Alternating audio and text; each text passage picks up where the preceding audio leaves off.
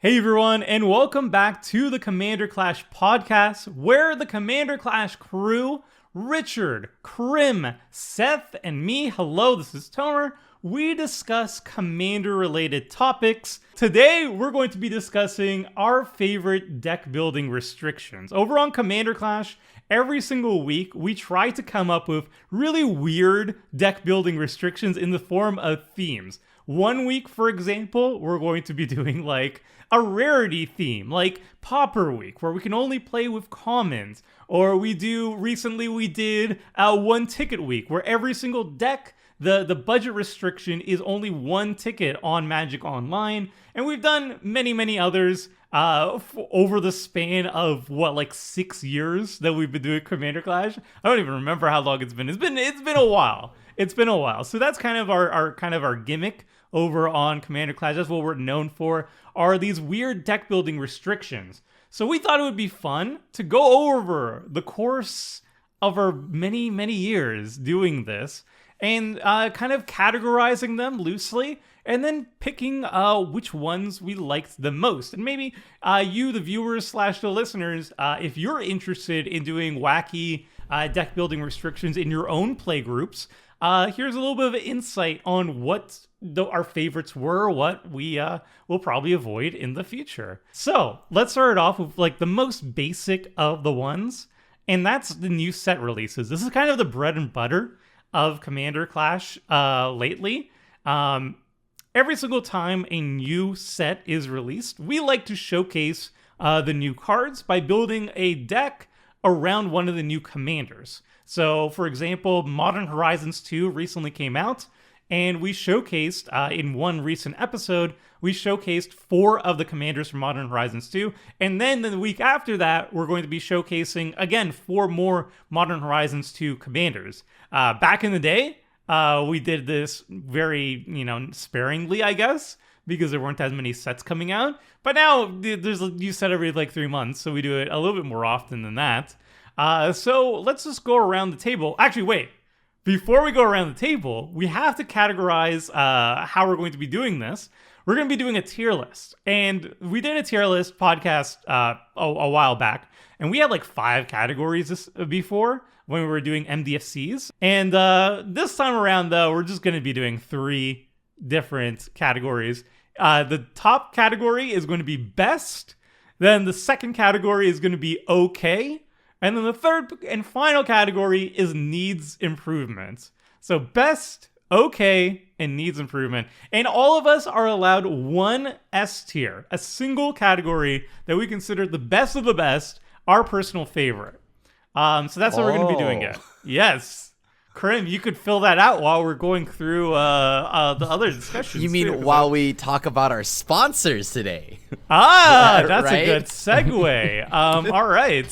Seth, tell us a little bit about our sponsors. How can you support the show?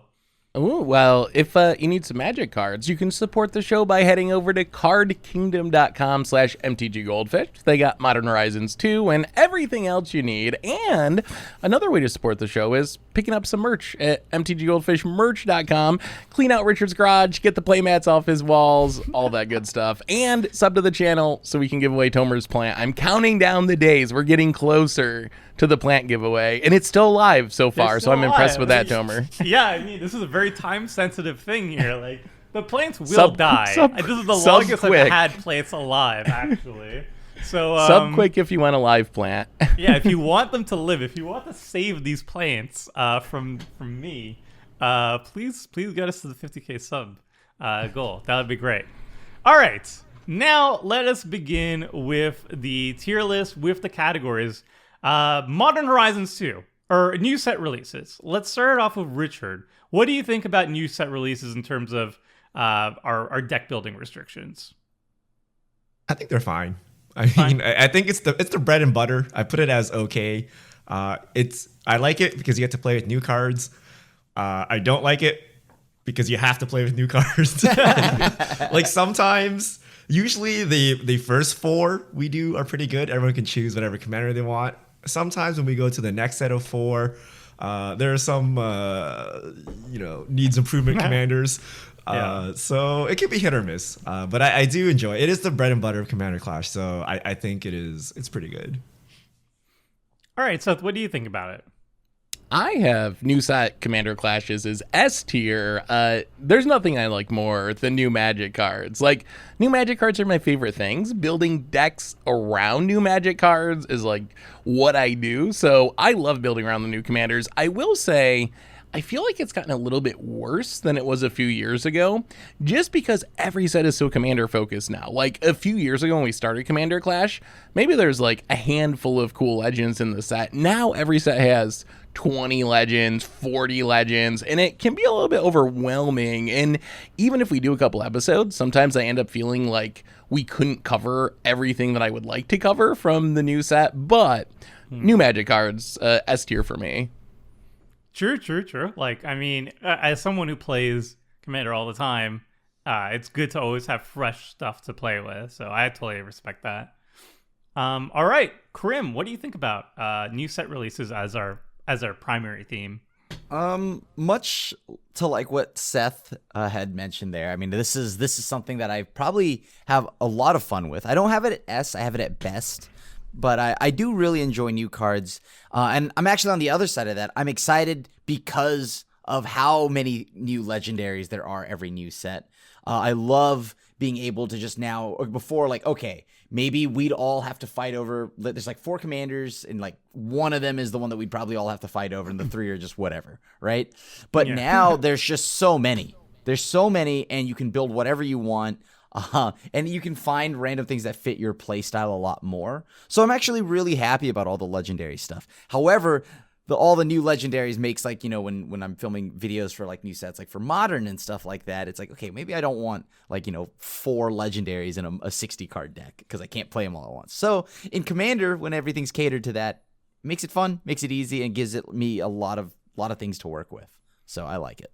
Definitely better to have like a full legendary set when you're recording Commander, but a Commander play set of a legendary is great. Yeah. Makes sense. Well, as for me, I like it. Like Seth said, I like playing with new cards, and I like having an excuse that when a set just comes out, I see all 4 of us playing new Commanders, so I get to not only experience one commander that I'm really hyped for personally, but I'm hyped for the ones that you are playing too. So I get to see all 4 of them almost like immediately as soon as the set comes out, which I really like. The only downside is I find that like the new sets are coming out so fast, and there's so many new commanders that like we could just literally do every single Commander Clash now, just showcasing new commanders until the next set of new commanders come out. And for me, I personally like the weirder deck building restrictions more for Commander Clash. And if there's so many new sets, so many new cards, then there's like less time to do the janky stuff that Commander Clash, like the old school Commander Clash, used to be known for. So I like it, but like I don't like doing multiple episodes on the new set. I like doing one, but maybe like 3. We used to do like a lot before because there were so few sets every single year. But now we do like 2, and honestly, I like 2, maybe even 1 personally. But I like it, but it's not my favorite. All right, moving on is another type of restriction that we commonly do, and these are budget restrictions. We either pick a paper price, like $50 budgets or $100 budgets, something like that, or individually each card has to be less than $1 when we put it into the deck. We've also done online currency budgets. So we recently did 1 ticket week. Event tickets are the online currency on Magic Online, which is a platform we use to play the game. And 1 event ticket, or 1 TIX, is equivalent to $1 US. So for the price of $1 US, we built like full commander decks online with the online currency, which is cool. So we've done paper, we've also done digital currencies, but any sort of budget restrictions. Richard, what do you think about these budget restrictions? I think they're okay. I rated them okay as well. I'm Mr. Moneybags. So we play Magic Online, and our sponsors give us access to all the cards. So we don't actually buy the cards outside of like rare scenarios. So budget typically has no meaning to us when we're building decks. Like, I don't actually look at the price of any cards when I'm building decks. So to me, this is not a really strong restriction. Like, when I'm building a, say, 1 Tix deck or $50 deck, I'm making card choices, yes, to fit the budget, but I'm still playing like S tier or A tier cards, right? I'm still playing rampant growths and things. I'm not going down the bottom of the barrel to find the cards to fit in my deck, even at these extreme budgets. Which is why when Tomer says my deck is budget, it really means nothing about power level. It probably means it's really good because he feels he needs to compensate by putting extremely powerful cards in. But it doesn't restrict power level as much. So I think it's just an okay restriction. It doesn't really do much, right? It's just like easily accessible decks for our viewers to play with. How dare you? All right, that's a valid opinion. We'll move on. Seth, what do you think about the budget restrictions? I also have it as okay. So budget restrictions, it does vary a little bit based on the restriction. I like budget restrictions that are not super restrictive, like the $50 or $100 budget. When it gets down to the really, really low end budgets, like 1 tick, or I can't remember what the cheapest paper one we did was, $10, or we did some really cheap paper one at one point in the past. Those ones I kind of find too restrictive and less fun. So it varies a bit based on it, but I like that budget restrictions, even though you can still play powerful but cheap cards, it does make you play different cards. And some of the stuff that you just take for granted and put in every single deck, like a Soul Ring, maybe even at like $3 or $4 or $5, that's tough if you're on a $50 budget, and impossible if you're on like a 1 tick budget. So I like that it makes you take out some of the staples and think about some other options for those slots. But I think it's kind of like a middle tier restriction or theme. Fair enough. Krim, what do you think about budget weeks? Also have it at okay, just because I'm going to be honest with you, it's like, first off, really, Richard kind of just had it perfectly nailed for me in that we play online. So when I'm playing online, I want to, I guess I want to play with whatever's at my disposal, and I want to play with everything at my disposal, things that I wouldn't normally get to play, right? And some of that stuff gets knocked out by budget and stuff like that, and just I don't really want to worry about how much my deck is. I just want to build the deck and have the card I want, and that's that. I love, like, you know, like I wouldn't say like necessarily like a dual land, but let's just say like something like Wheel of Fortune, something I wouldn't normally get to play with. So and I don't like having to worry about that, right? Like the idea of like some kind of looming budget thingy or like over me, like you better not go over $50. I mean, $50 is fine. Usually I can get a decent amount of stuff in there in $50, but like 1 tick particularly is a little painful, but fun still, just painful. All right, well, I'm going to break from the mold, and I'm using my S on budget restriction. Surprise! Like with your name, you would have to put an S on I it. thought you were using it on Dr. Anime. What? Are we budget commander now? Oh, I should use my S on Anime Week. Oops. No, okay. So here's my impassioned speech for why budget restrictions are good. First of all, Richard says like the power level doesn't have anything to tie into it. I think that's true to an extent, but like most of the cards you consider staples, don't really fit in certain budgets. Like there's no Management, there's no Fierce Guardianship, there's no Force of Will, there's no Survival of the Fittest, there's no Mana Crypts. Like depending on the budget, obviously. There's no Docksides. There's like all the cards you consider like the strongest in their colors. If we're doing like a $50 budget deck, you just don't have room for those cards. Like some of those cards cost more than $50 itself. So I do think that the budget decks are going to be overall going to be less powerful than non-budget restriction. I mean, that just makes sense to me.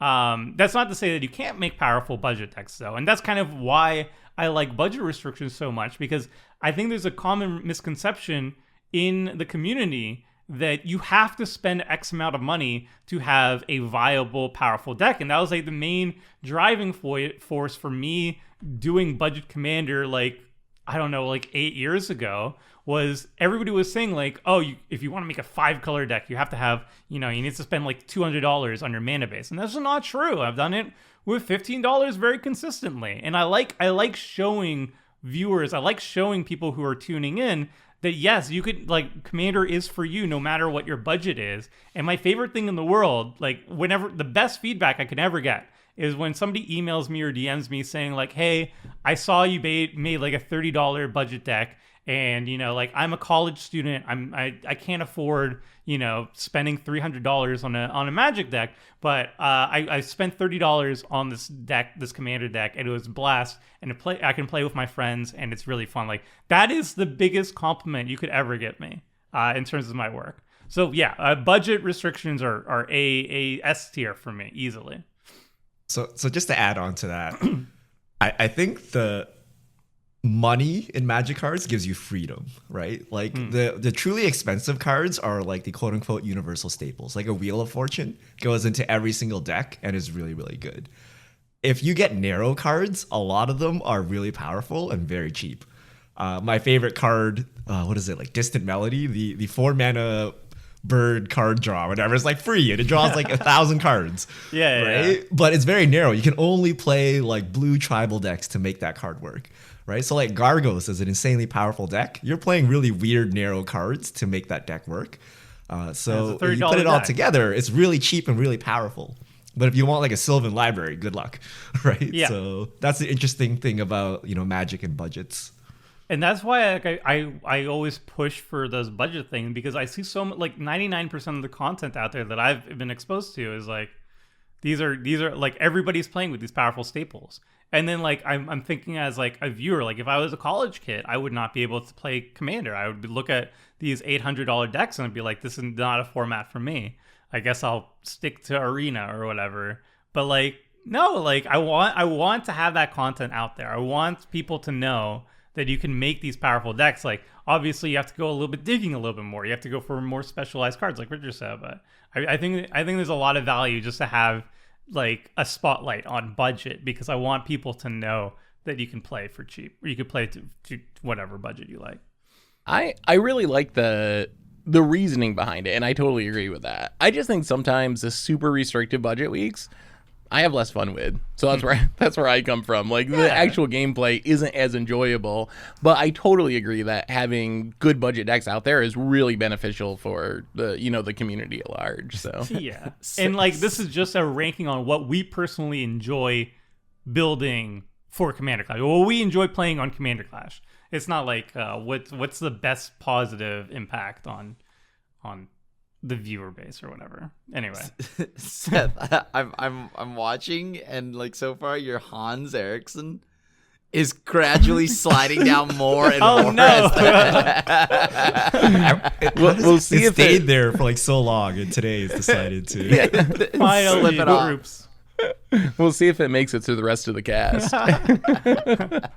If it falls all the way, it has to be a sub donation. Yeah, then I'll have to donate it. Subscribe to the channel. 100K sub donation. Anyway, moving on. We got the next broad topic is rarity restriction. So in the past, we've dabbled with deck building restrictions where we're only locked into certain rarity types, like only commons and uncommons, only mythics, only rares. So Pauper, for example, is well known in the Magic Online community as only common cards, only cards that have ever been printed at the common rarity, and we've done that before. We've also done Peasant, where only cards that have ever been printed at common or uncommon. Like, it could be upshifted to a rare at some point, but if it was printed as an uncommon or a common, then it's legal in that format as well. Let's start off with Richard. What do you think about rarity restrictions in general? All right, I'm throwing out my needs improvement card. I think this is the only needs improvement on our entire list. And let me put it out there. So Pauper 60 card format, great format. Okay, Pauper Commander, please, like, no, like I would do anything. You can Tron me. I will play Jund into Tron for like 1,000 years before I play Pauper Commander. And there's a reason for this, right? So when you play Pauper or Peasant, you're basically playing Draft, right? I love Draft. I love Limited. I love Sealed. However, that environment is balanced around certain things. Like, sweepers are not available. They're very rare, right? Like, massive card draw is very rare. which means when you play Pauper Commander, you don't have access to this, right? You don't have access to sweepers. You don't have access to good card draw, universally acceptable across all colors, right? Like maybe there's 1 or 2 cards here or there that you can use. So I think that makes for a very unpleasant commander.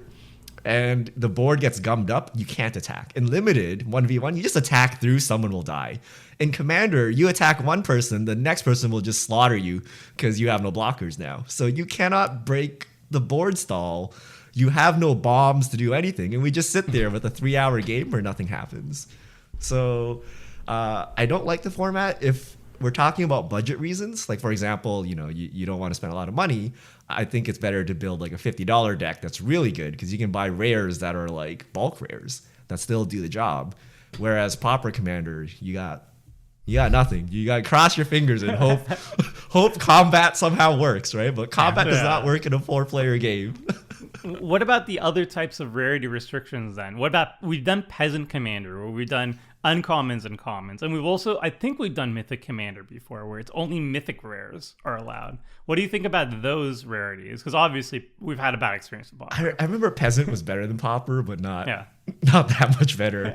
I don't even remember Mythic. This is the case where Pauper will drag down the whole category. Yeah, it's tainted. like even if another one was like best, I think the chance of playing Pauper Commander scares me. All right, Seth. What do you think about rarity restrictions? Needs improvement is way too kind. They are the literal worst thing ever. Like, I had to make my own category. Whatever the opposite of S tier is, that's what this is, like times 10. The Pauper Commander game is the least fun I've ever had playing a game of Commander, and it's a lot of what Richard said. Where the problem is that the removal and counters are really good, and the threats are really bad. So no one can actually like close out the game. It works in 1v1 formats. I actually like Pauper in 1v1 formats, but in Commander, it is not a very fun experience.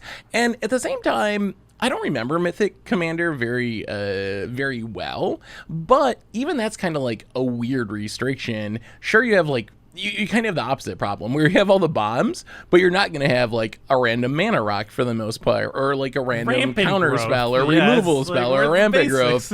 So that that suffers from like the inverse of the problem of Pauper Commander for the most part. So yeah, there's so many ways that you can do restrictions, even if you want budget to be part of it, that are just better than this. I think just having a blanket, like only play this rarity, is like the absolute worst way to have a budget-based restriction in your Commander games. Fair enough. Krim, what do you think about rarity restrictions? I guess, yeah, it would be needs improvement, also trending towards what Seth said, worst thing ever. Because, yeah, exactly that. It's just, you don't have much of all the stuff that you want to play with, right? A little bit why I don't like I told you, like, budget restrictions are okay. It's much like that, but instead now it's amplified in misery. So now I don't have a sweeper because that's a rare. I don't have any ways to kill stuff, and my only removal is literally Dark Banishing and or Doomblade or something like that. Yeah. And I'm like hoping that I have enough Doomblades. Counterspells are fun, but like there's 4 people, there's 3 other people, and things are gonna resolve. Once they resolve, you're like, well, what do we do now? And then on top of that, there's not enough gotcha cards. That's the main thing. There aren't enough gotcha cards like Opposition Agent and all of that. There aren't any at the uncommon. A whole breacher at uncommon. Yeah, and that is boring. That is boring magic. So I suddenly like this format a lot more. I will personally put it at needs improvement too. Before I played Commander, I was actually very involved in the Pauper scene. It was my go-to format when I was in college, in high school. And I also have a Peasant Cube. So I very much like rarity restrictions in 1v1. But like everybody has mentioned, in multiplayer, it's much more difficult to make a cohesive deck. And I'm not going to say that it's not impossible, because I'm sure there are people who play Pauper Commander or Peasant Commander who will tell you, like, no, you were just doing it wrong. There are, in fact, many board wipes. There are, in fact, many gotcha cards. There are, in fact, many good finishers that you just never got around to. But I will say, from just our experience, we do a lot of really janky themes. And for us, we definitely struggled at least building these. And if we have to do a lot of research to make that work, then maybe it's a lot better once we do that up. But like we basically have like a day or whatever to build these decks, and we don't want to spend a really long time trying to figure out these formats when we have so many other deck building restrictions we want to work towards. So I'll say needs improvement as well. You're being way too nice, Tomer. Just say worst thing ever. Just say just say worst thing ever. That's all we need. As a former, Seth's all in on this. As a former tournament grinder for Pauper and someone who owns a Peasant Cube, I'm not gonna say it's the worst thing ever, but in Commander, it definitely does not translate as well as I would hope. Anyway, moving on, we got random weeks. Where we don't get to decide which commander we actually get to build around. So we've done this many different ways. Usually what we do is we go over to like the Gather search engine, we click on the random button, and we find a random commander that way. We've also done Quest for the Jank Lords way. I'll put a link on the screen. But if you're listening on Spotify, Quest for the Jank Lord specializes It's a commander YouTube channel that specializes in budget restriction. I think every single card has to be like, each individual card has to be under 79 cents when they build it, and they're randomly given a commander within that budget restriction as well to build around. So we've done different variants of this, but basically we get a random commander that we're forced to build around. We don't get to choose it ourselves. Richard, what do you think about this restriction? I put it as best. I like getting a random commander. I don't know, that's it, right? Like, you just get a random commander. It's a way to get Krim off Grixis and Simic. Until he presses refresh. Yeah, we don't know what he does. How many refreshes he does. But I like getting like cards that I wouldn't normally play that I'm forced to play. But what I really hate is when I get like a good guy, like I press it, I'm like Omnath. I'm like, right? But you get some weird old legends rare. I really like that. I really like playing with old cards, so I put it as best. All right, Seth, what do you think about this one? I have it at okay. So I like it, but it can be a little bit hit or miss, I think, based on something Richard said, where sometimes you get a commander you've played a lot or is actually like a really good commander, and that kind of like defeats what I want Random Week to be, which is getting a commander I've never played before. So maybe we could do like a twist where it's like out of a pool of legends that we haven't used before, you get one of those randomly or something. Could be kind of interesting.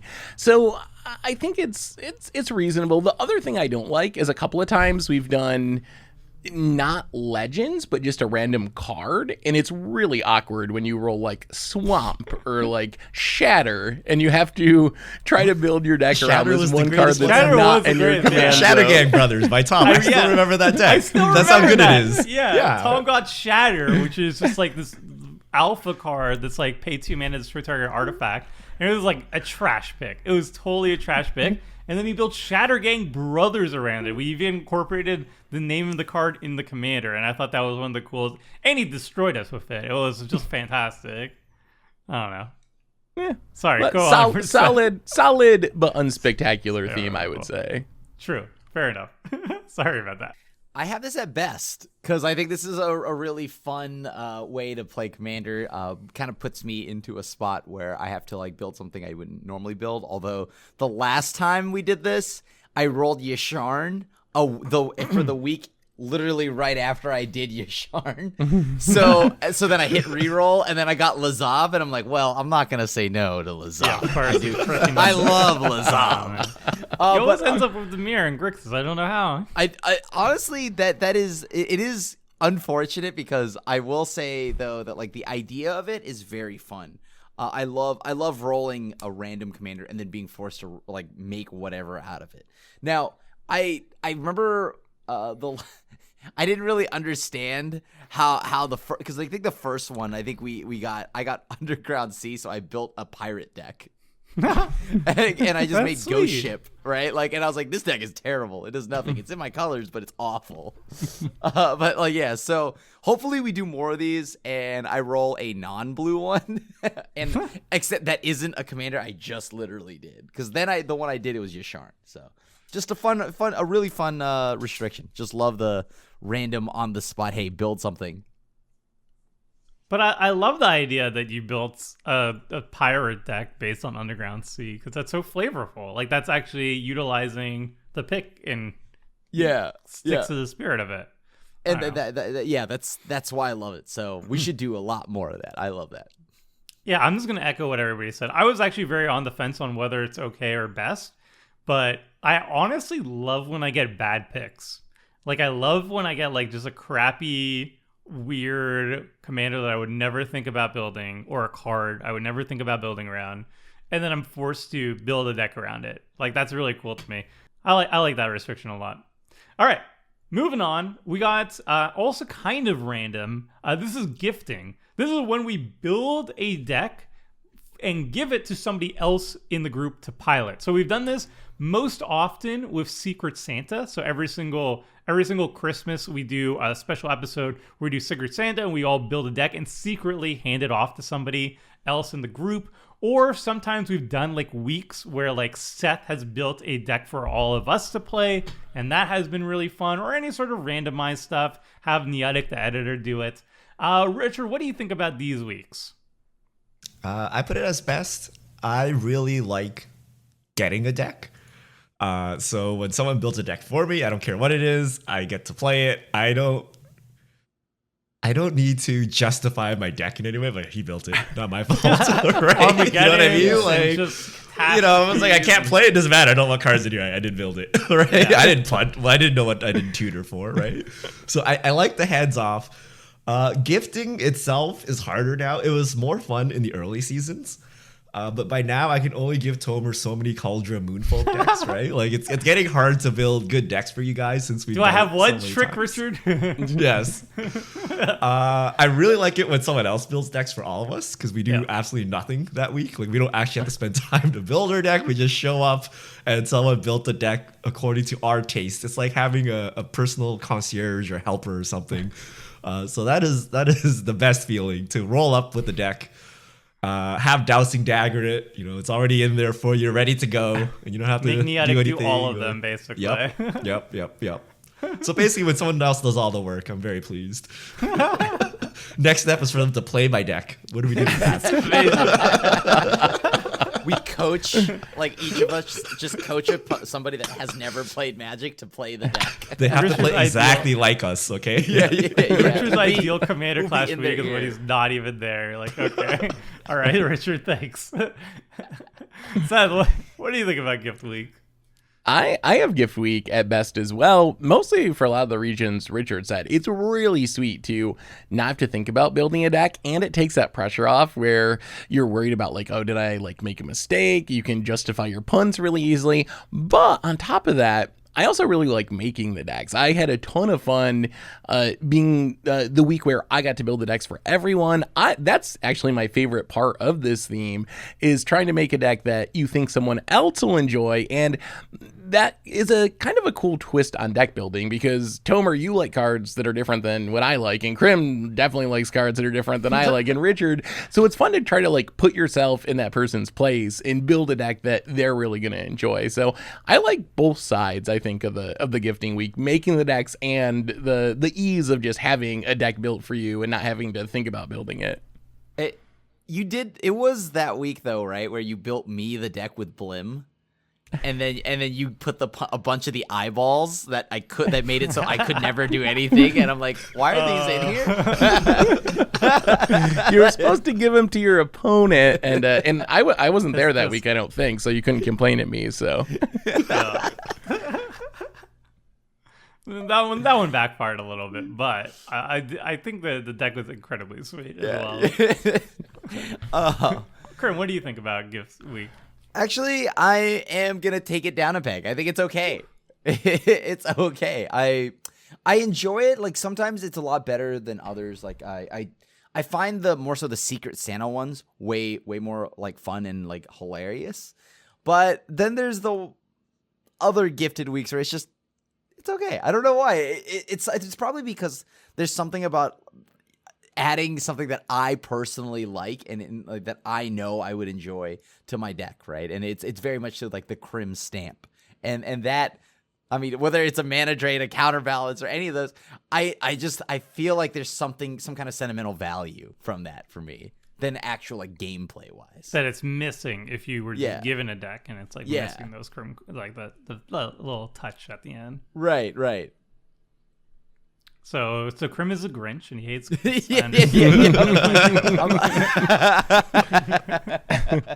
It all makes sense now. This is all fits. Opposition agent Hullbreacher makes sense. All right. All right. For me, I also put it as best. I love making gifts for other decks for other people, and I like receiving them too. I don't know. It's very very Christmassy to me. I don't know. I like it a whole bunch. Two of my favorite decks that I ever made were for Richard, actually. The Kithkin one, I was really proud of. Like, I spent so much time making a good Kithkin deck with every single Kithkin card ever printed, and I worked hard on that. I think I spent 2 hours trying to make that deck function. So I was happy to see it actually pull off. And then one of the only times I've ever not been on Commander Clash, Richard had to use my deck, so it wasn't really a gift for him. It was a deck I was going to play, but it actually worked out 10 times better. It was like mono green Sir something from Throne of Eldraine. It was like one of the bad uncommon ones.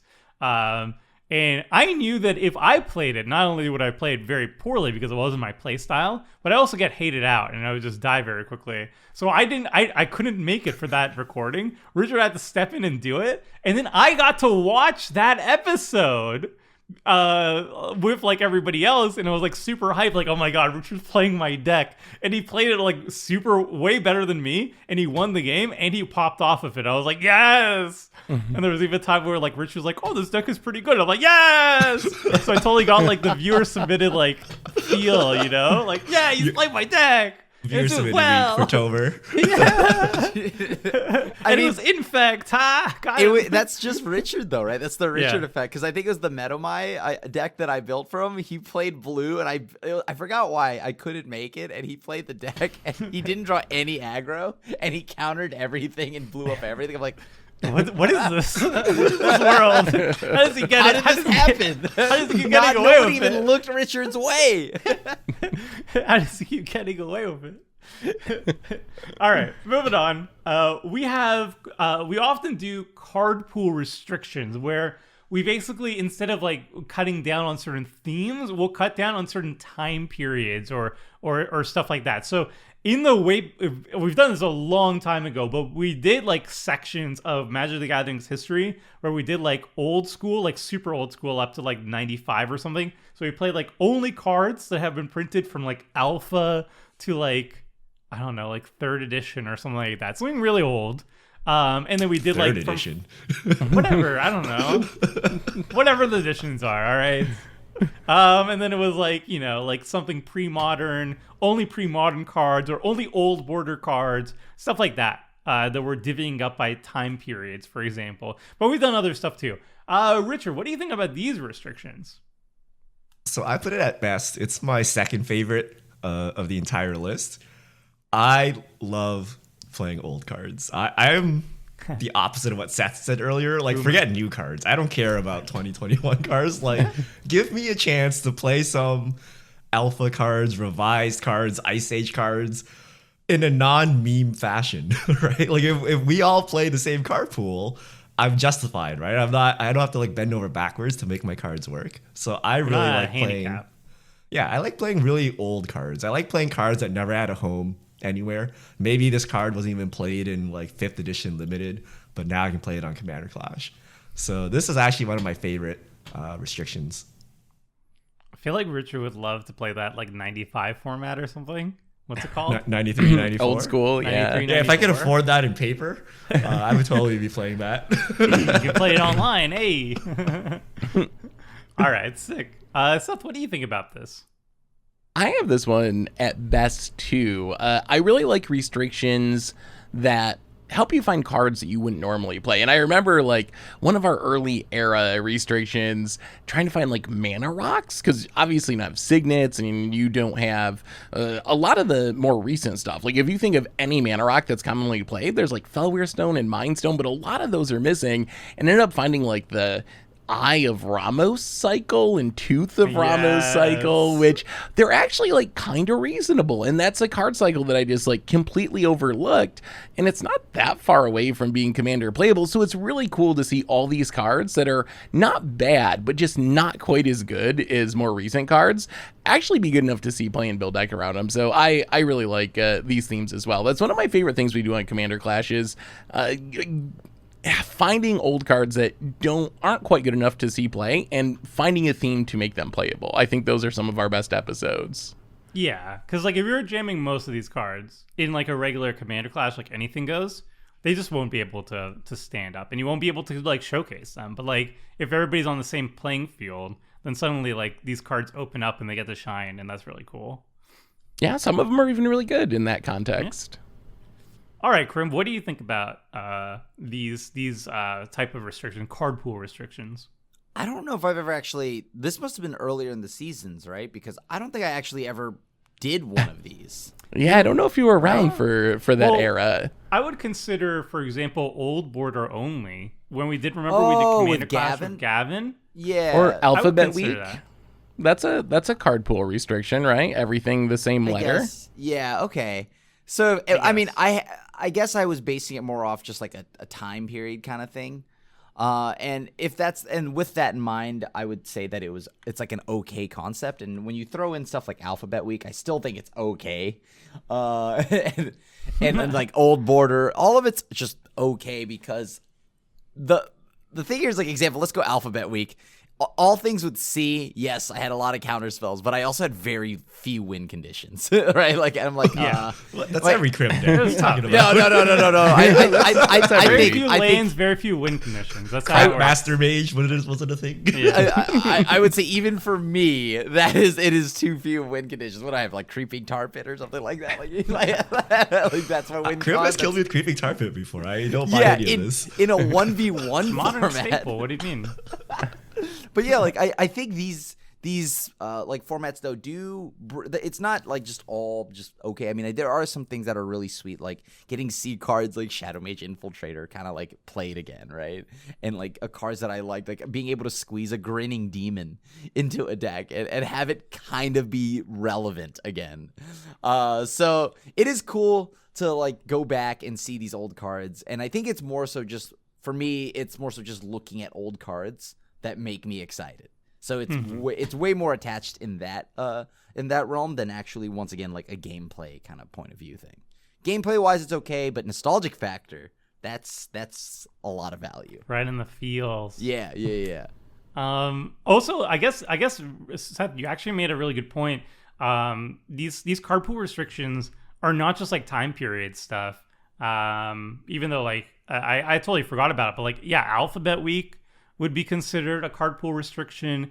Remember we done like X drop tribal week before, where everybody was like one drop like I think like Jennifer was one drop tribal, and then like Richard was like 2 drop tribal, and then like Tom was like 3 drop tribal, and I went 6 drop tribal. So I think this would be that type of thing as well. I would put this as best, and I would put this as also my second favorite. Because, like, these card pool restrictions are super restrictive. But they lead to, like, us playing lower-powered decks that get to showcase more cards that we don't usually get to see. And, like, the X-Drop Tribal was one of my favorite episodes ever. And the 6-Drop Tribal deck that I made was absolutely terrible in that episode. But I loved it so much that I ended up reiterating on it, bringing it back for Revenge Week, and then I actually built a paper version of it after I ran through the motion. I did like a primer and stuff on that. So a lot of really great decks came out of that, and I like it a lot. All right, moving on. We got commander restrictions, where we lock in very specific commanders. Either we all play the exact same commander. We've done this a couple times where we've done all Kenriths, all Feldegriffs. We recently did, what was the other one? We didn't play all the same one, but we played every single Niv Mizzet, because there's 4 Niv Mizzets and each of us played a Niv Mizzet. We've also done Omnath Bowl, which is, I think, our most popular Commander Clash episode of all time, where each of us played one version of Omnath. So, like, cycles, stuff like the Elder Dragons, where each of us played an Elder Dragon, stuff like where the restriction is based on, like, finishing a cycle, or each of us playing the same commander, or, you know, like Praetors, like Phyrexians versus Mirrodin, or like, you know, like Flipwalkers. We've done that, where we had Flipwalker week, where all of the Flipwalkers from Magic Origins were duking it out, stuff like that. So Richard, what do you think about these commander restrictions? I think it's okay. I really enjoy the same commander restrictions, like everyone builds Kenrith. Because everyone can build the same commander differently, and we end up with 4 different decks based on the same commander. I don't really like the cycle ones. Like, for flavor purposes, yeah, it's cool to play the 4 Elder Dragons, but usually like 1 or 2 of them are really good and the others suck. And fun fact, this is why I started playing Boros.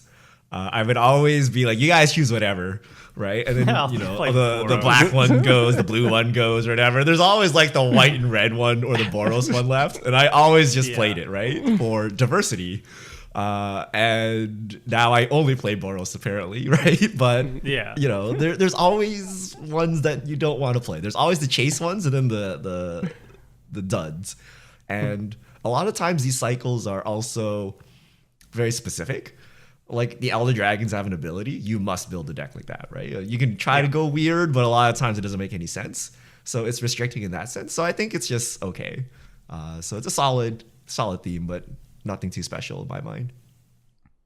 That's also true. It's like when we did the original Elder Dragons, I remember, like, the only good one is Nicol Bolas, right? Like, from the original from Legends. Nicol Bolas is good. The rest, they didn't age well. They didn't age well. I think. What about a like Croesus or Treva and all of them? Those are invasions. Those aren't part of the cycle, though. They're another cycle. That's an invasion cycle of, and they're not even Elder Dragons. They're just dragons. Are they not Elder They Dragons? should be. I don't know. They should be Elder Dragons. They are Elder Dragons? I thought they I are. could be wrong. But I'll check Now, it the in. cycles are always 5 too, and with 4 of us, it's always we only have awkward one because of them. someone in the comments will be like, "Why didn't you play this deck?" And we're like, "There's only 4 of us. Like, There's we only can't." 4. Why didn't you have a 5th person? Yeah, someone will be left out, right? That's always super awkward too. Yeah. All right. So, Seth, what do you think about these cycles / commander restriction weeks? I also have it at okay, and I actually feel almost exactly the same as Richard, although think I'm the Boros player on Commander Clash now. I think I've taken that mantle recently. But yeah, so Down. when we all play the same commander, those are some of my all-time favorite Commander Clash episodes. Like, out of all the seasons and episodes we've done, Sliver Week, Kenrith Week, Feldegriff Week, those are some of my most vivid memories and most fun, just wacky games of the whole series. But I also agree that the cycle weeks are pretty meh. So that if it was just like everyone plays the same commander, this might be S tier for me. But since it also includes like the random cycle stuff, which is just hit or miss. Some of them are good, some of them aren't as good. That drops it down to an okay for me. That's interesting to know, though. So maybe we should try to squeeze in another everybody plays the same commander week again, because we still have like a Traxa. We still have a couple that are just like good, right? All right, Krim, what do you think about this restriction, commander restrictions as a whole? I have it at okay. I think the only time I did have fun, like, I think this is one of those things where, like, yeah, like, if we all played the same one, those weeks are actually, that would almost make me bump this up a tier. Otherwise, the cycles, I don't know, a lot of them suck. Like, I feel like a lot of them suck, right? Like, they're great flavor-wise, but just a lot of them suck.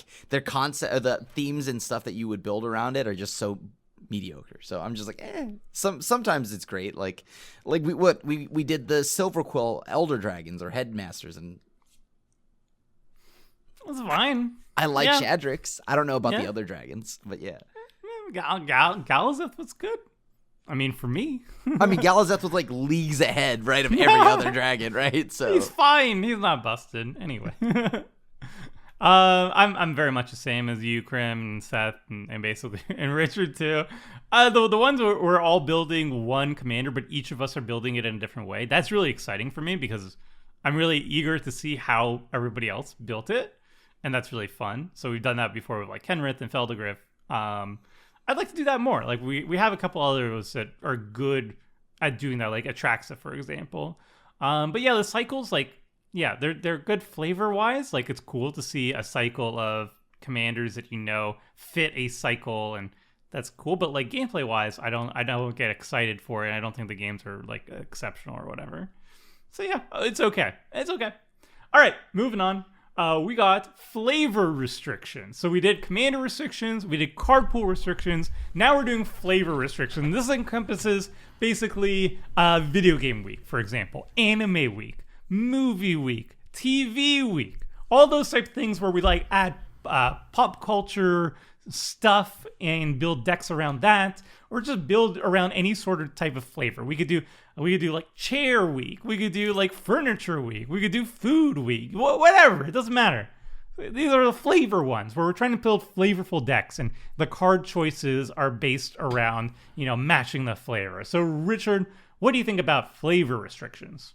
All right, this is my S tier usage here. This is my absolute favorite. I love mixing non-magic things with magic. I love learning about what pop culture reference Seth doesn't understand. I love seeing what pop culture reference he brings. Right? Is BoJack Horseman an anime? I don't know, right? So I actually love all of this, right? And it encompasses everything. You get to search like a really wide card pool. You get to see cards you wouldn't play. You get to learn about other people, other things, other IP, stuff like that. So I actually really like it. And I feel like it's as if I was a child. Like, this is what I would do as a kid, right? Like, oh, we got magic cards.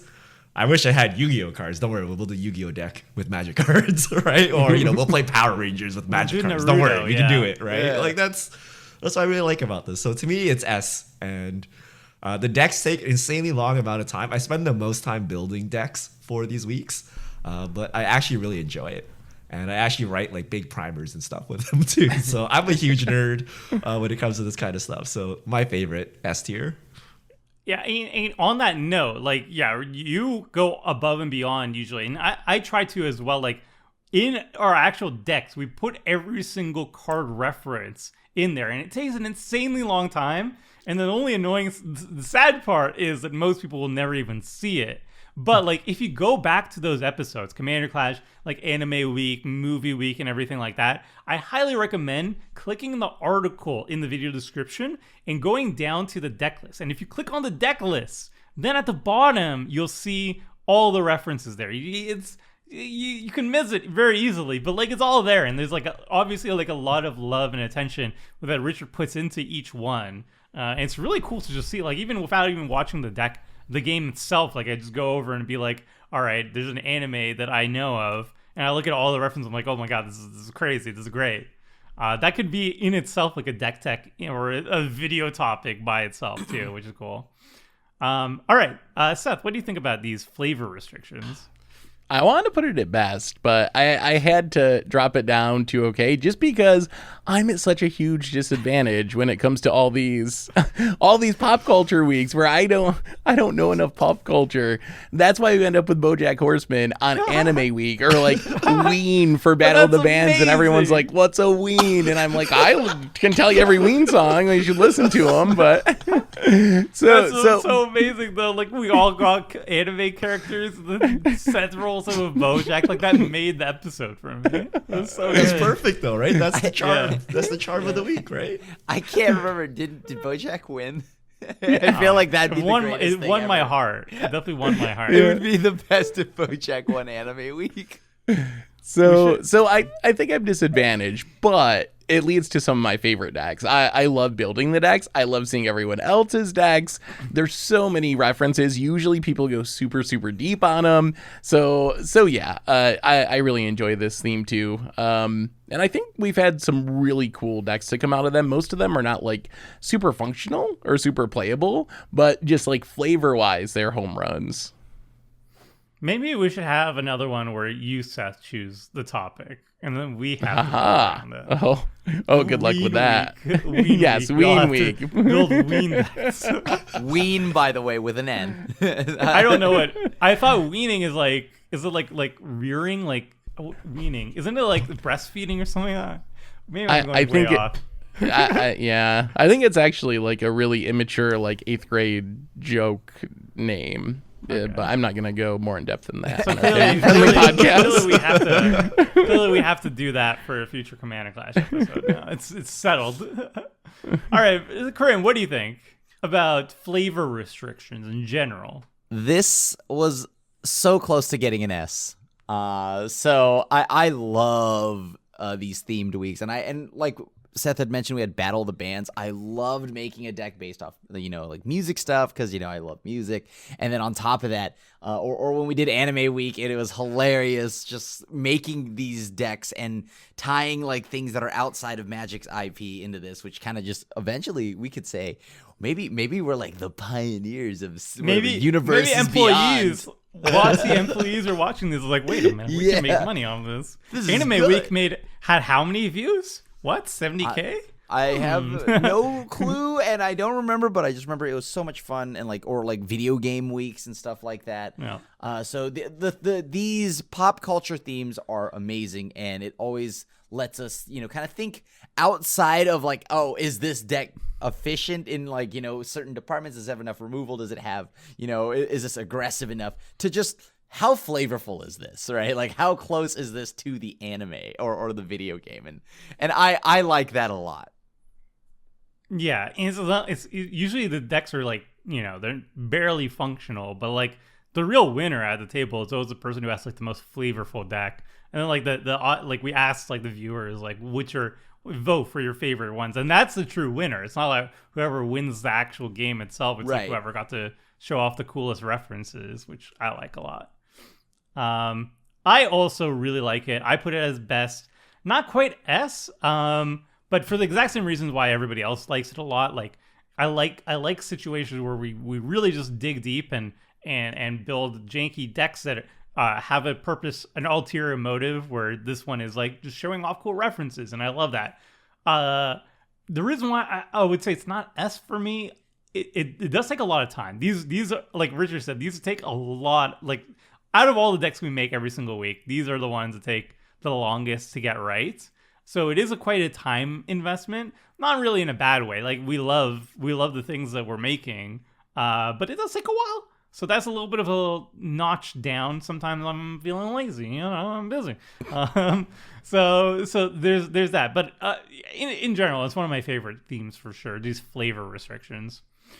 All right, next up, we have one of the most popular, one of the most common restrictions that we bring back over and over again. We try to do it at least once per season, sometimes twice per season. This is viewer-submitted decks, where we don't actually build any of the decks. We have you, the viewers/listeners, submit your deck list that you want to see played on a future Commander Clash episode. We pick 4 of them, and then we duke it out. And generally speaking, we get like hundreds of submissions. It's always really awesome to see how many people are submitting and how many cool and unique decks we get to choose from. And then we build it, or we pilot it on a future episode. So, Richard, what do you think about viewer submitted weeks? All right, so I put it as okay. So I like it like gifting week. I don't have to do anything, right? I mean, I have to read like 100 deck lists, but that's fast and easy, right? But I just get a deck and I can play it. And I actually think some of the best ideas I've ever seen come from viewers submitted. Like the skip all your extra turns or skip all your turns decks. Life's a Lich. Didn't do too well, but like I really like these cool concepts that a lot of our viewers come up with. What I don't like about it is we can't play hundreds of decks every time we do it, right? People submit a lot of decks. and they submit like normal decks, right? Like say like here's Omnath Landfall. And because we're content creators, we can't really play that because we've played it before and it's a very common deck. So like we can't play people's pet decks, which is a little sad, right? We always try to skew towards the extreme decks, like the weird skip all my turns decks. And then also a lot of these decks people don't play because they just give it to us. Like for example, people are like, here's a Kitkin deck with all the Dousing Daggers and everything. They made it just for me. And then like I can't even play it because I have like 10 of them. I can only choose one. So I don't know. It's okay for me. Like I really like the experimental ideas and I always play them. And you know, to my demise sometimes. Experimental means it doesn't go off sometimes, right? But yeah, I just really like the ideas. And I don't know how we can make it so we can play everyone's decks. Right? Because for every person that gets chosen and they get the Tomer moment where they're like, yeah, he's playing my deck and they're doing really well. There's the other person where, they're playing my deck and they're getting stomped. I feel bad. And then there's the person where they didn't even get my deck, right? Did they even get my email? Did they even read my comment? Right? It just feels bad. And then you have the person who's Tomer picks their deck and then just talks about how horrible it is the whole episode. I stopped. I'm getting better. I stopped. I didn't even say one time last time. Not even once. I'm teasing you. It's legit. It's a legit criticism though. I really shouldn't be doing that. So I learned from my mistake. That was definitely bad on me. Never again. I will always say it's good. It's sweet. No criticisms. It's very good. Thank you. All right, so I love viewer submitted week, not just because of the lazy aspect where you don't have to build a deck, but there's so many cool ideas, as Richard said, and there's just wacky stuff that happens. There's someone that's like sends me secret decks to try to troll Crim or Tomer and just like weird stuff that would never happen with any other episode. So I just love it's just so frantic and different than any other episode that we do, and we have tons of decks and everyone has these like weird methods of trying to get you to notice their deck, and I do feel bad that we can't play more of them, or when I play someone's deck and it just doesn't do anything, I feel like I probably like messed it up and didn't give it a fair shake and play it as well as I could have. But I love viewer submitted week. I always have fun when we do one, and there's tons of cool decks that people make. We have really awesome fans who are pretty good at making interesting decks and coming up with cool ideas that I would have never even thought of. That's true.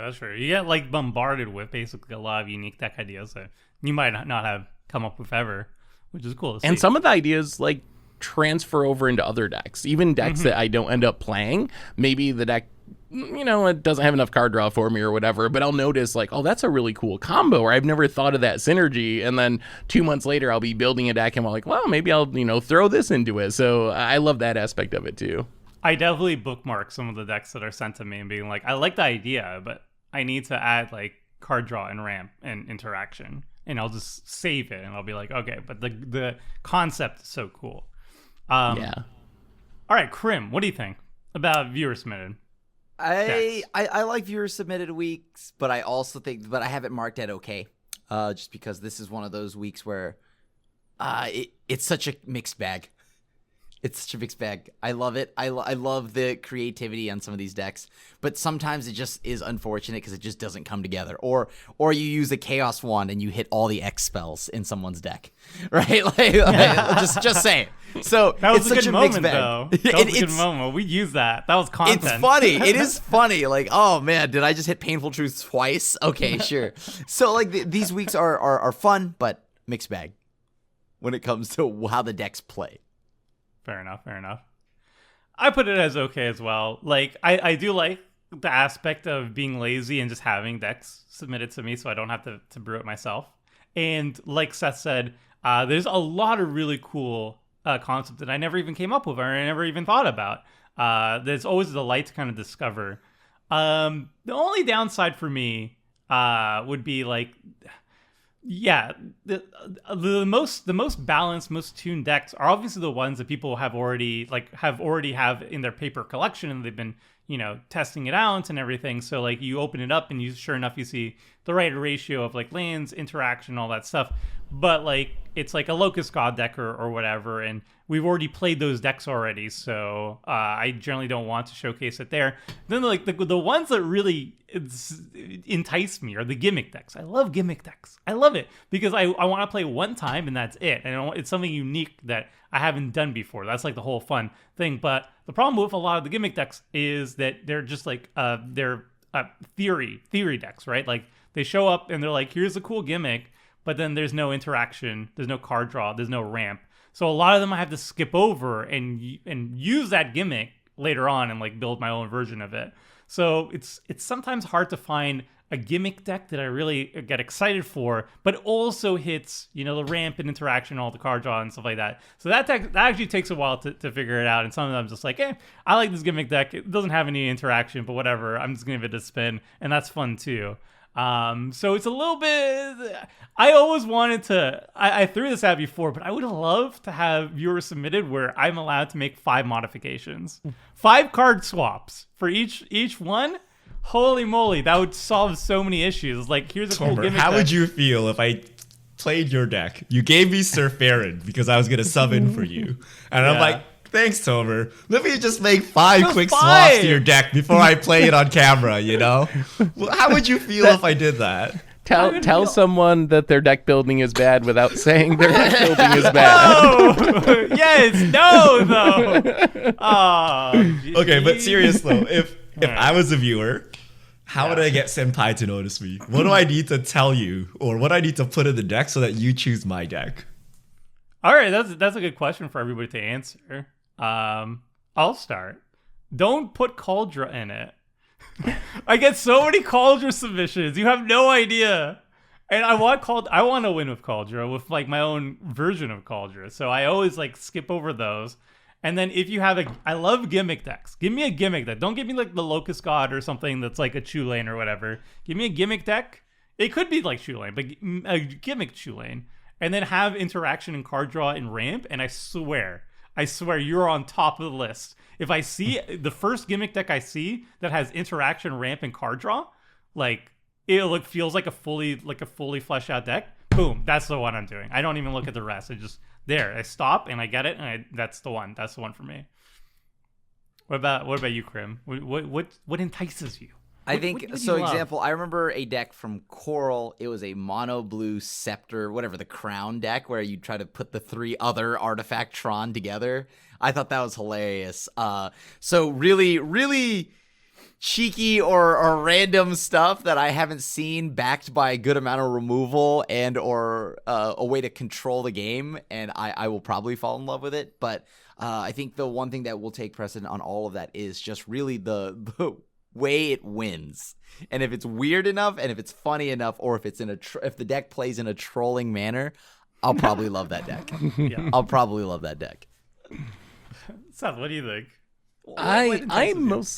I'm mostly looking for things that I haven't done before, commanders I haven't played before, the just like weird synergies or combos or themes or ideas. But at the same time, there has to be I don't have like strict rules about, you have to have 10 ramp spells and this many like draw spells or whatever. But there is a like baseline of functionality that I'm looking for. And if you have a really cool idea, but there's like no ramp and no card draw, even if I want to play it, I just like can't bring myself to do it because I know I'm just going to end up feeling sad and empty-handed and not casting all the cool stuff that I want to be casting. So it's got to have like a minimum standard of functionality and then something cool and different on top of that.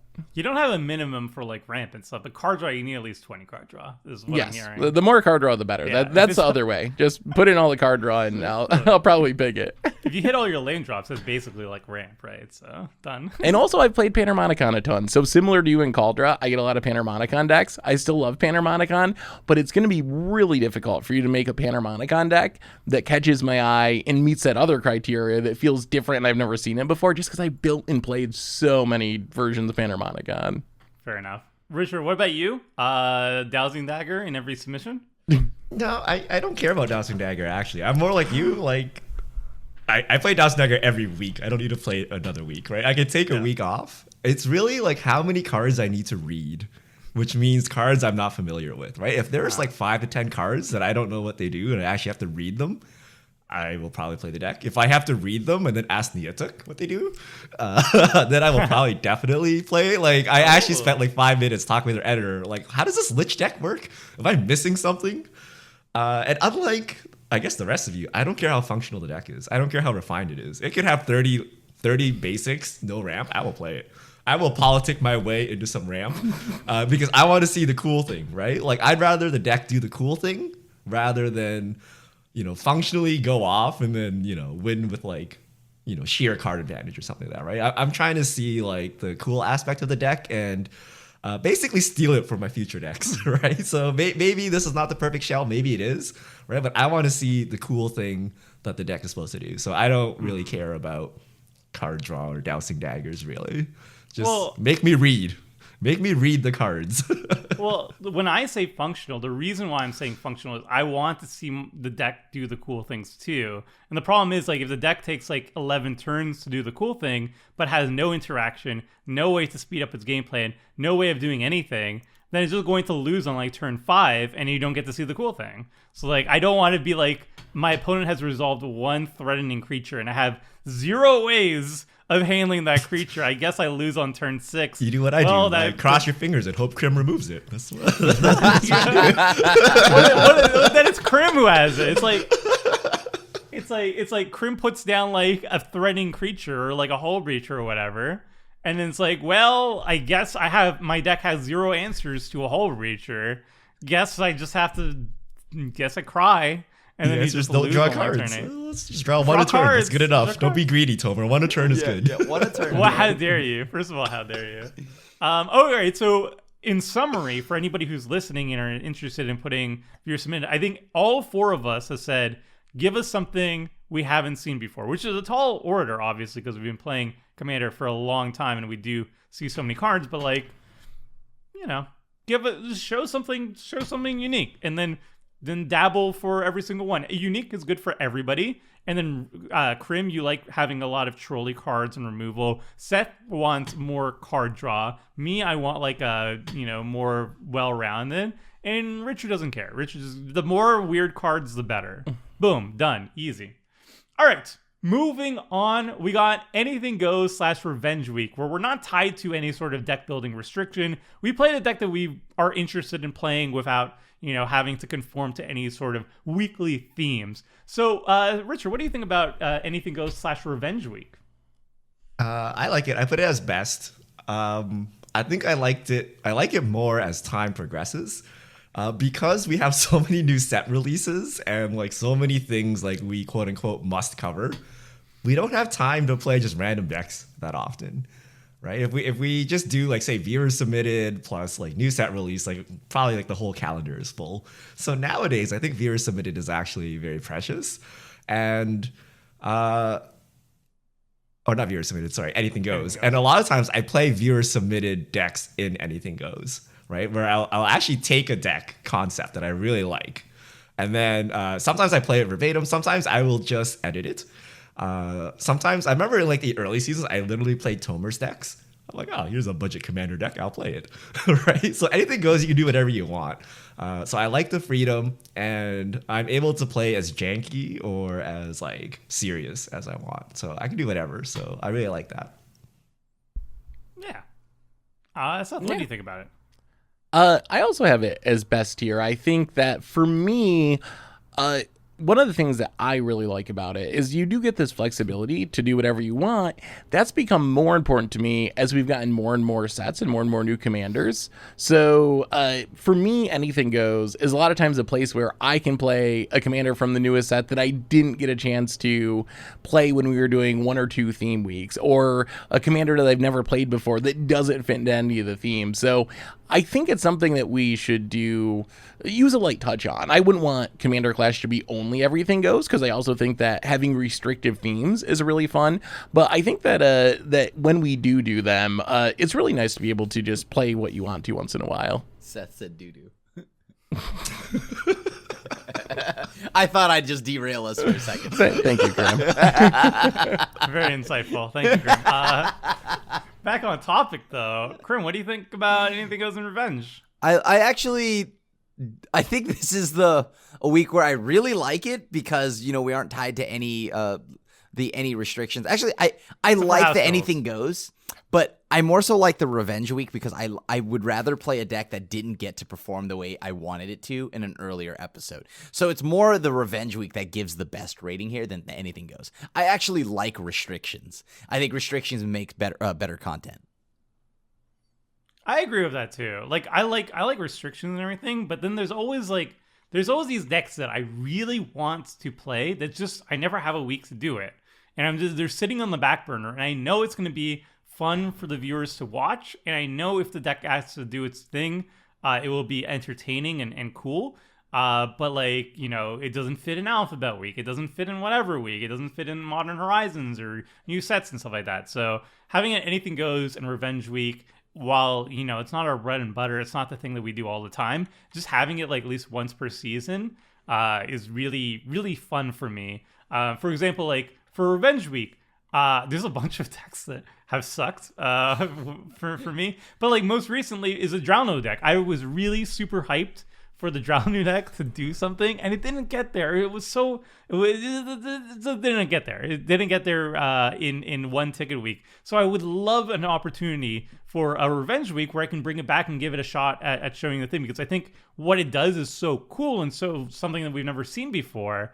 But it just never fits any sort of week. So I'm just like hoping for a nice Revenge Week, and that makes me really excited. You know, like looking forward to a certain specific clash. Yeah. All right. Moving on. We usually go pretty janky on Commander Clash. We're on the lower end of the power scale. But something that we've brought back many times, at least once per season, is CEDH Week, where we build the most powerful decks in the format. Usually we don't build them ourselves. We just, you know, go over to a CDH community and just copy paste, you know, what the top tier or tier 2 decks are at the current year. Richard, though, he just plays whatever he wants and crushes us anyway. Richard, what do you think about CEDH? All right. This is also best. If I had multiple S cards, I would put it out here.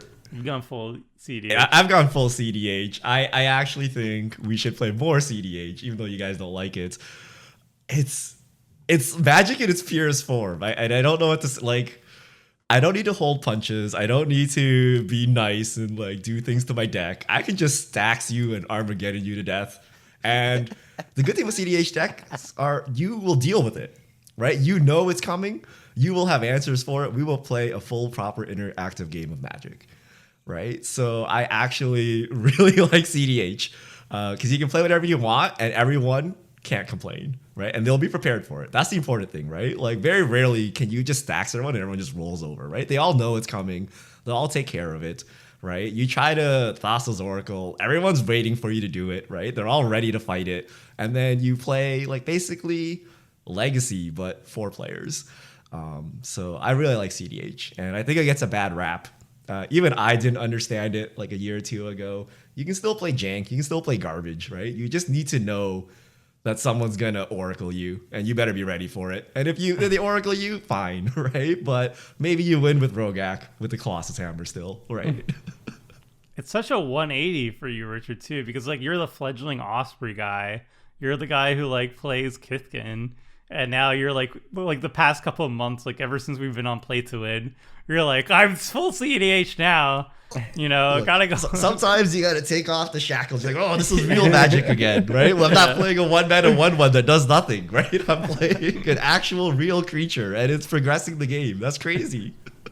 That's fair. I mean, and also, yeah, like everybody's on the same level, which is the high power level. Nobody can really complain about, you know, here's a salty card. Like I'll never complain about like Hull Breacher, for example, in CDH, because it's like, yeah, Hull Breacher is there because it's a good card, and that's the whole point of playing at CDH, is you're playing the best. So it makes sense. So Seth, what do you think about CDH? It's okay. I don't mind when we do CDH, and I think we should do an episode every once in a while, but I play enough Modern and Legacy that I kind of like my commander a little bit more on the casual side. And one of the things I sort of dislike about CDH week, and maybe this is a me thing, but I usually am just like net decking some top tier CDH deck. So you don't get any of the deck building aspects. You don't get any of like the cool janky synergies. What is an upside for Richard, I think, that it's like legacy, 4-player legacy or 4-player vintage. It's kind of like a downside for me because you don't get to see all the cool, crazy, fun stuff or the weird theme stuff that you would see in a normal week. So I'm fine with it, but it's not one of my favorite themes, I don't think. All right. Krim, what do you think? I actually think it's okay, but it's because it's the format where it's forcing me to actually have to win. Like, as in, I can play control in casual, and like I love playing that because like much like what Seth said, you get to see a lot of the cool stuff that goes on. I mean, of course, I am trying to prevent it, but the thing is, you get to like see it happen or try to happen. Whereas, and I can just sit back and play like draw spells, right? But in CDH, I have to kill you. And I don't want to kill you. That's legitimately it. I don't want to kill you. I don't mind losing. I just don't want to win. All those houseband cards are allowed. You can play Hullbreacher, Risk Study. Yeah. All those things are I'm all available surprised to you. Chris like it. His answer is always like play removal, play interaction, play real magic, right? Like play on the stack, right? If But you don't you like can- X you can- card, you just remove it, right? Like, Yeah. this is the CDH mindset, right? It's like I'm okay with everything. Like that's Krim. This is your ethos, right? I am okay with everything, and I'm fine with it. So that's why you won't see me like salting on any level, either CDH or casual. But in the casual plane, you aren't forced to win, and the patterns aren't like all the same, right? And I think that's the difference to me. Not to say that like every CDH game like is the same. It has the same win condition, but that doesn't mean the route there is the same every time. But for me, I just like seeing other win conditions and stuff like that more than anything else. And That's true. and because like legitimately, I don't want to have to kill you. He just doesn't like it when people force to will his counterspell back. He likes. Oh no, counterspelling I'm okay with casuals. that. You can With no counterspell response. me. I just don't want to kill you. I think that's the main thing. I Doesn't don't. want to see a Rurik Thar on the table. Card's very good, but Rurik also Thar CDH All-Star. All right. yeah. Can you cast a Rurik Thar in CDH? I feel like He's die. beaten us with it in CDH, Oh, but we were also You terrible. can. It's an old deck. It's been replaced with like Minota, but you can definitely get a Rurik Thar down. Okay. Well, yeah. Like for me, yeah. Just I don't want to win. I don't want to actually be forced to win. I feel you guys need to grind some CDH. I feel after I actually started playing CDH, especially on like Mono and things, my idea of what it actually is versus what it was totally different. It's like if you thought Modern was a single deck because the best deck is Amulet Titan. Whereas like people play like 50 decks in Modern and people do some incredibly janky things, right? It's just everyone knows that Cauldron. someone's going to play Amulet of Vigor and you got to get ready for it, right? And you all play the same game, but you can go however janky you want. People bring all kinds of weird jank into the CDH tables, and a lot of times they win. Like the 3 Thassa's Oracle players like stop each other, and then a Thantis hits the battlefield and no one can deal with it, and they just win. Right? They just like slammer him with a giant spider. Everyone's you're like, and then you lose. And you're like, oh, that's interesting. Yeah. So yeah, it's actually I think we should jam some actual games outside of our group. Because when we play, we do weird things. But if you just play with like normal CDH crowd, it's I actually mean, like very when I brought a different. Sultai deck and I got paired against 3 Boros decks. Beautiful. And we all had a Hydroblast or Pyroblast. yeah, and I'm like, this is, Tasty. interesting meta. Blood. Yeah, I mean, I'm kind of on the fence. It's either okay or best for me. I really enjoy doing CDH exactly 1, maybe 2 times per season, but I prefer the jankier stuff like flavor restrictions and card pool restrictions and all that sort of stuff, like the lower power stuff. But whenever we do CDH, they're always one of my favorite episodes, but I just can't see myself doing it a lot, you know? Not a lot. Usually like when I do Commander Clash, like I'm thinking about like, you know, filling my deck with jank, whereas CDH, it does feel like, you know, every deck is definitely different, but like I would say like 50% of the cards are already predetermined, and that is less exciting for me as a builder because like I love filling all the slots with different things. You know, basic lands aside, obviously. But when like most of the deck is already filled out for me, I don't know, it gets less exciting for me, even though they play very differently. And I don't want to disparage CDH players there. It's just that's my personal aim at it. And I do love CDH the episodes, every single one we do. It's not my favorite. Anyway, Richard's already shaking his head, but we're moving on anyway. I'm not doing anything. Okay. Oh no, you're twirling in the Oh no, I was just. I thought you were my like chair. no. You were like a big no. You're like a big no to this. Okay. Okay. Never mind. Moving on. We have two more categories: alternate rules, where we do things basically that we can't do on Magic Online. Basically, we break the official rules of Commander in one or many different ways. We don't really get that many opportunities to do so, but recently we actually did Banned Commander, where we unbanned most of the cards that are officially banned in Commander, and we had to play in paper because, you know, Magic Online doesn't support custom rule sets. So we showcased stuff like a lot of Primeval Titans, some Sylvan Primordials, you know, some other banned cards too. And yeah, that was different. Richard, what do you think about that? I think it's okay. Because it's not supported on Magic Online, it's very cumbersome.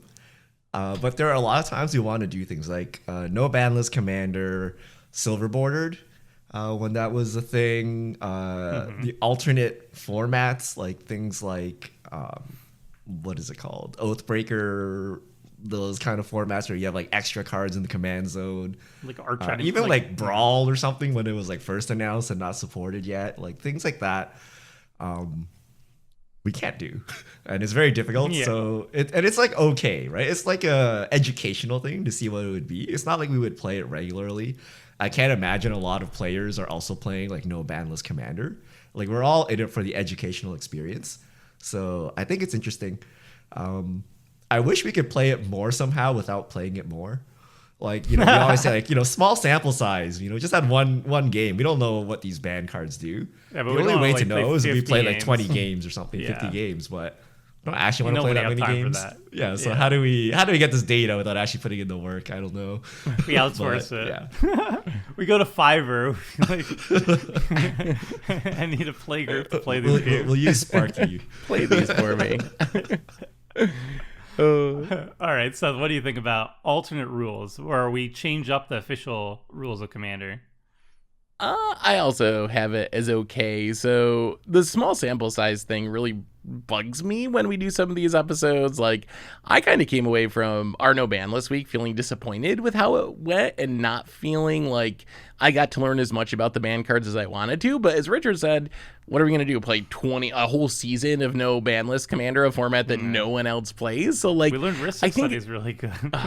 it does really suffer from the small sample size thing. At the same time, I would like to see us do more with it too. Like, I would like to see more like silver border commanders and maybe some like janky themes that don't work on Moto, because Moto does have a really strict and unbending rules engine, and you can't do a lot of things that people can do on their kitchen table at home, you know, and rule zero into the format. So I think I've been okay with the themes we've done so far that would fall under alternate rules, but I think there's a lot of potential there that we could do cool things in the future with. Fair enough. Krim, what do you think about changing the rules? I liked alternate rules just because I have it at best, because I think because we can play no ban lists more so than anything else. And on top of that, there's a lot of cool stuff that we can't do on Moto. Although I also saw alternate rules as a way to have like, hey, you can't win through, I don't know, attacking or something like that too. Right. So. Oh yeah, that's fair. Yeah. Right. So like I have that as something put on there and all of those like seem like a lot of fun. It's like a mini game within the game. So I love that. And also I love the things that we couldn't do because there's cards that we don't have access to on Moto that we now can do only on, like, you know, let's say paper. Like, example, some of the C21 stuff. Almost all the C21 cards. Yeah, stuff like that. So I think it's just really cool to have that and another way to play with them, those cards. I feel like this is the most untapped potential of Commander Clash topics. Like, we have barely explored it because Magic Online doesn't support it. But we have the ability to actually play around with alternate rules or play with cards that aren't available online. I liked the no ban list thingy. It was fun, but yeah, I'm not fun to the point where I wanted to like jam like 50 games and figure out if cards actually need to be banned or not. But there were like Krim said, there's even some cards that are just not available on Magic Online. Like most of the C21 cards that I would have loved to like Brina, for example, but it's not available online. And also we did like 2v2 before. I would love to do like a full on two-headed giant. You know, like there's a lot of cards that say like your team, and two-headed giant's not supported on Magic Online. And I would love to play an actual two-headed giant game where I can run the cards that say like you and your team, or like your team gets X from like Battle Bond and stuff like that. I don't know. That seems really cool to me. So I feel like there's a lot of really unexplored territory that would be fun with alternate rules. But moving on, we have one more category, and this is kind of like the catch-all. Nothing that fit really well into previous categories. I'm just calling it miscellaneous. It's miscellaneous. These are some of the more popular or more played things that we've done in the past. Sliver Week. Where each of us played the same sliver and we weren't allowed like tutors and we had to play like X amount of slivers and stuff like that, which broke Moto multiple times. Chaos Week, which we did recently did a short showcasing like 4 minutes of a 3-hour plus game. You should check that out, editor, right over there. We've done like Team Weeks, Arch Enemy, all these weird stuff that don't really have their own categories. I threw them in the miscellaneous. What do you think, Richard? What do you think about these random stuff? Do you have any that stand out as your favorite? Or how are we supposed dislike? to rate this random collection of themes? I'm gonna go because we don't know what the themes are. What's your favorite or least favorite? Is there anything that stands out? Like I like chaos. Chaos is good. So these are like the I like once in a while. Like I'm not gonna play chaos every week, right? But chaos once a season, hilarious. Same with slivers. That one sliver game, hilarious. Multiple sliver games, No. Team, I don't really like Team Week because it boils down to 1v1 again. It's like 2v2, right? But it's a 1v1 game of Magic. It's not as interesting. There's no. And Richard can't politic his way out of it. Yeah, there's no politics. You're just playing like weird constructed at this point. You can't get away with it. Yeah. So yeah, no, it's okay. I mean, there's some good themes in here. There's some okay themes. I don't know. It's just a random collection. Yeah. All right. I mean, I also have it okayed for the same reason that it's like there's just so many possible things that it could fit under. Some of them I like, some of them I don't like. I really like slivers. I think that was a really cool theme that we did. Chaos is fine.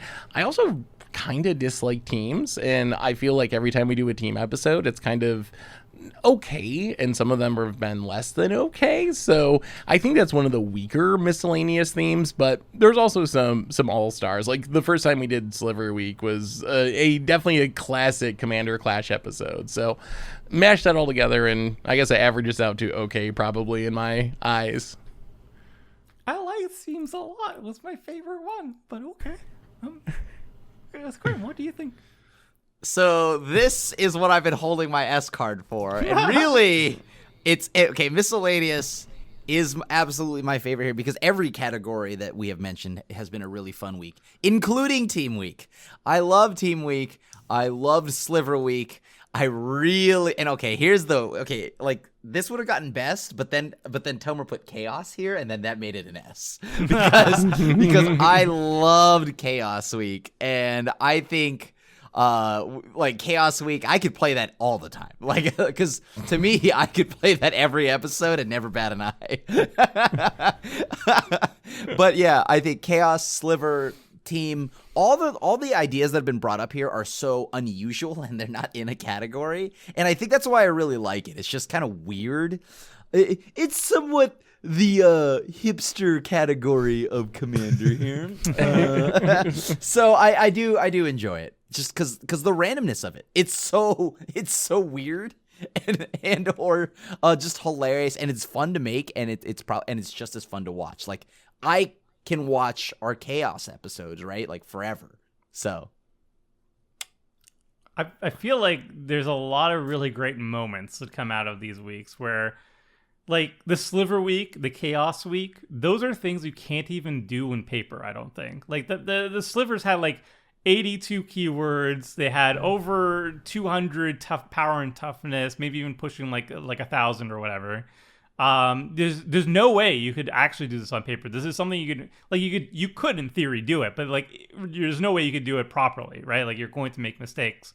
So Sliver is like this unique thing that I think only like Commander Clash has ever done, because we play on Magic Online, because we're the only ones that really do that. And then Chaos, as much as I hate Chaos, I think that when we were all playing Chaos, I actually enjoyed it. I did enjoy it. The only downside with like Sliver Week or Chaos Week is like we're not having a short game. These are 3-hour games, right? What are you talking about? It's the opening either, clip of Chaos Week 7 is like, oh, it's gonna be a quick game. It's gonna be a very, very quick game, yeah. So those are the only downsides to me. Is like literally like you have to be mentally prepared for a 3-hour recording or even longer, because that's edited down, so it's even longer than that usually. Team Week was actually my favorite. I really enjoyed, brewing decks with Krim. We were like, we're gonna do double Riku. That's like a cool flavor thing. He goes for the creatures, and I go with spells. And I had so many other ideas. Like we had Gisa and Geralf as zombie partners. We were talking about Brothers Yamazaki, I believe, where we both go brothers, and that's super memey and cool. And I just I love the flavor of it, and I also enjoyed the games. Like the flavor wise was really cool, and the gameplay I thought was really cool too. And it was also nice to not have the politics, because usually, maybe it's because I'm usually on the receiving end of the politics. I'm not very much an expert, so I really liked taking away Richard's advantage on that. Like as someone who's not a political master, a puppet master, I think maybe Krim agrees with me here. We had like a way to even the odds. Yeah, because like, no matter your politics doesn't work here. It's always us two on the receiving end of the politics. So not today, I was Richard. politicking. I was trying to split you guys up to betray each other. I was still trying. I know. We would have gotten away with it if I had just read Biomancer Sakashima. Too late.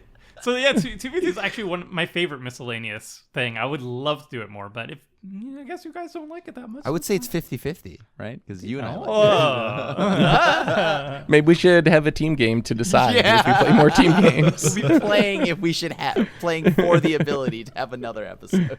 Content is content. All right. And that is it, everyone. We have covered every single category that we can think of, all the big ones at least. So let us know what you think. Do you have any favorite deck building restrictions that we've done on Commander Clash? Are there any deck building restrictions that you think are really cool that we haven't done?